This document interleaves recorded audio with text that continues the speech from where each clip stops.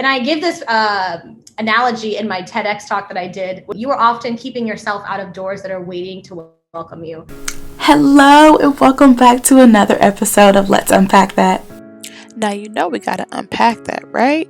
My name is Sojourner and I am the social worker and travel educator behind Sojourneys and the host of Let's Unpack That, a travel education series. This month we've been talking a lot about international exchange programs, and so we're going to bring in Gabby Beckford of Pax Light, who talks about how to secure them. She posts these opportunities that she finds and shares them with you so that you can seek, risk these opportunities and see the world. So let's hear what she has to say. It is super inspirational. So hello, Gabby. Welcome to Let's Unpack That. I already said your name, but feel free to introduce yourself again and tell us what you're passionate about.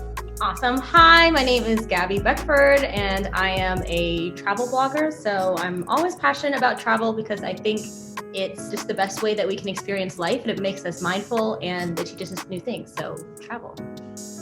For those who don't know what you do, because people I'm sure ask you, what is a travel opportunity? Where do I find them? What are they? So can you just give us an overview of what that means? Because I talk about fellowships and working abroad, but yours is like super expansive for those who just want a free trip, like a free cultural immersion. So just give us some background. My blog's name is Pax Light, and I say that I help people seek risk, seize opportunity, and see the world. And I did that in my life through scholarships and grants and really just applying to things. Like if I'm honest, it's applying to things because it's not limited to just like a fellowship program or a grant. I just say apply to things, use someone else's money, have a great time. That's my motto. So it encompasses so many things. It could be an internship for you. It could be an international job for you. It could be internship, fellowship, contests. I've won just magazine contests that we were supposed to go to the Amazon, and just trek for 7 days, but COVID. So just anything you could apply to, I encourage people just kind of to put themselves out there, and it has to tie in with like confidence and mindset and stuff like that. But really, I'm just like an application addict.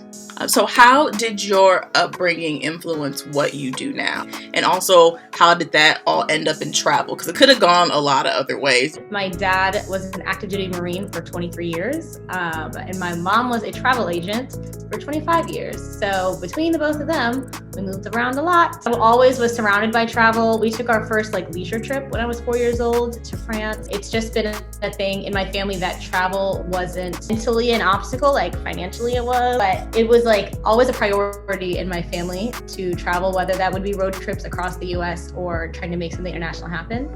And then the next really memorable thing that happened to me was I was a senior in high school and I was getting ready to go to college. I'm like, how am I gonna pay for it? My dad was like, you're gonna have to figure it out. No help from me, no help from us.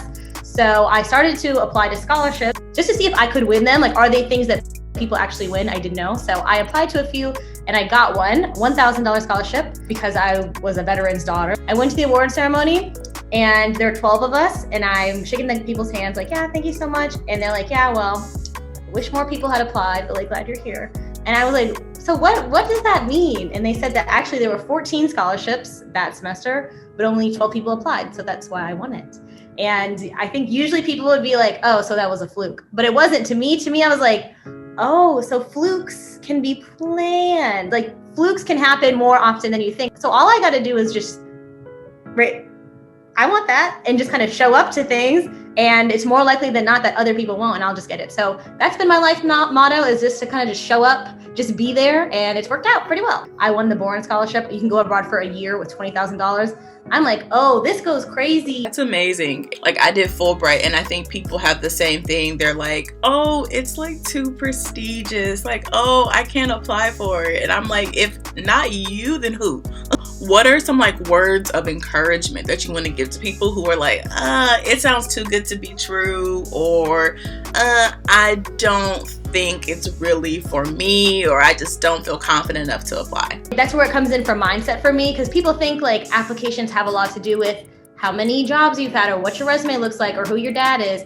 And yes, those things, those privileged things, they no doubt help people get into the doors. But if you're not even knocking on the doors, you don't even give yourself a chance. If someone says, who wants money? And you're too nervous, oh, other people will raise their hand. Who's gonna give you money? Who's gonna pick you out of obscurity and be like, she deep in her heart wants money? I can just see that in her eye. They don't see that. Girl, you better raise your hand and just be like, And I give this analogy in my TEDx talk that I did, which is called delusional confidence. I say it because it's kind of a fake it till you make it mentality. Even if you don't think you're going to win, even if you think there's no way they would choose little old me, the delusional part is that you're like, I'm just going to do it anyway, just in case, just for fun. And in my TEDx talk, I say, you are often keeping yourself out of doors that are waiting to welcome you. But imagine someone's on the other end of that door, just like, I just need someone to come in. And if you just have the confidence to be like, you know what, let's see both scenarios. I apply and I win. Okay, win. You apply and I lose. I've learned a lot about that application, so that next time, freshman, next year, apply anyway. Girl, you got more years. And if you lose, you've learned about the process, you've honed your writing skills, you've made a network of people. It's literally a win-win. So I'm always like, just do it anyway, and you're gonna see the blessings that come out of just trying things in life. But are there like 3 key things that you tell people when they ask you about travel opportunities or when they're applying to travel opportunities? Yes. So when it comes to paid travel ops, which I like to call PTO, like it's like you're taking your PTO and you're like, oh, I'm 17. I'm like, yeah, you got PTO too, girl. Please. That is so cute. That is so cute. Take your PTO, y'all. My first piece of advice is always Google. No one likes to hear that. People are always like, boo. Too bad, it's Google. And people hate to hear that because it's like, oh, that means that I should be finding them, but I'm not, and it can be frustrating. I say there's a 3 search method. The first word is where you want to go. Put the country in, put the city in, put the state in, whatever, be specific. What your field is. Third thing is like whatever thing sets you apart, like your personal thing that sets you apart. It might be woman, it might be LGBT, it might be like those like keywords, those buzzwords that you think that opportunity might use to try to find people like you. Put that in there. And it doesn't mean that if you get a grant that anything about you don't have to be like super poverty stricken to get a grant. You have to leave with your sob story in your applications. You just have to go apply for grants that are meant for you and like intentionally for you. Second tip is that, I usually have to remind them that abundance mentality. I promise there's not only 4 scholarships in the world. I promise there's an infinite amount. Stop assuming. Assuming is the worst. Just apply. And just keep looking too. If you look and you think you can't find any, switch up your keywords. There's more out there. So like stop limiting yourself. And the third thing I say for travel ops, be strategic. So if you're looking for just a free trip, then you're in luck. Anything like a speaking engagement, a travel award, a contest, it doesn't matter where you go, right? As long as you want to travel. But if you want to be intentional, and like you can be strategic with these things and they go on your resume. And I think actually they're very good on your resume. People are always like, how can I put study abroad on my resume? They're the best conversation starter, and they can be the best show of your kind of soft skills, your adaptability, cultural relativism. It adds some flavor. So don't be afraid to go and then put it on your resume.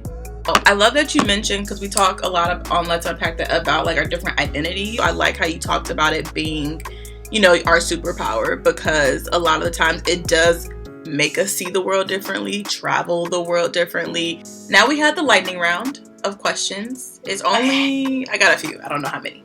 There are a few questions. Have your quick brain on. So the first one is, what is the destination with the best food? Ooh, oh my gosh, Colombia. What is one thing that travel has taught you about yourself? I'm more capable than I think in everything I do.